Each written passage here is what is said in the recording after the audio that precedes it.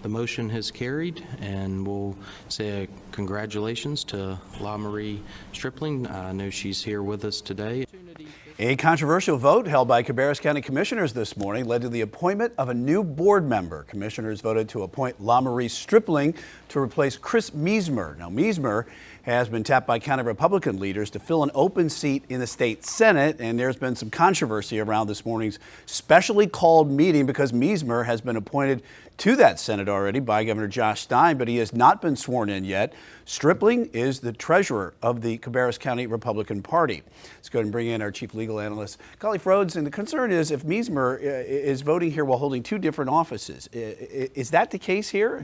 Excellent question, Brian. First of all, you have to say, is he holding two different offices? And then the other question is, can you legally do that? Can you hold two offices? So I'll answer the second question first. No, you cannot. North Carolina law forbids you from having two offices that are elected. Now, if you're in an appointed position, say like a board of trustees, then you may hold an elected position. That's different. But if you're talking about an elected position, then yes, the law is pretty clear. You can't have two. So now, does this scenario fit that situation? Well, Cabarrus County Board, that's an elected position. This new seat, even though he's being appointed to fill a vacancy, it's still an elected position as well. And so the answer is no, he couldn't do that if he was already filling the seat. So part of the lead-in, you said that he was appointed by the governor. Josh Stein has already appointed him, but he hasn't been sworn in yet by Berger. So because he hasn't been sworn in by Berger, he's not in that seat. So while he's accepted the appointment, he will technically vacate his seat. He's not in the new seat yet and still can participate in the vote. Now, they've done a lot of weird things at these board meetings the last few months. You had the board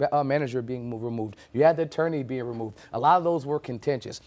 This one really wasn't contentious. It was just well, let's find out if he's actually taken that seat yet. And if he had, I think we'd have more fire than smoke. Right now, it's just smoke. And if you look past the smoke, there's not really much there because he hasn't been officially put in that seat yet. Yeah, certainly it's when you talk about a specially called meeting in the morning and you kind of do it quick like that, it always raises some red flags or whatever. But one of the commissioners here was not able to be at the vote here for a medical issue, but it still went forward. Is there any legal issue with that? I mean, you need quorum. I mean, so any board that I've ever been a member of, we're always trying to figure out, well, do we have quorum? Are we close to quorum? Are we going to have to cancel? Do we have enough members to do the business of this meeting? In this situation, you just need three. So they needed three, and that's his seat was the third one. And so I think that's what kind of raised the red flags. And you're saying, well, hey, for us to get the quorum, the person that's no longer going to be on this board is the member that's here.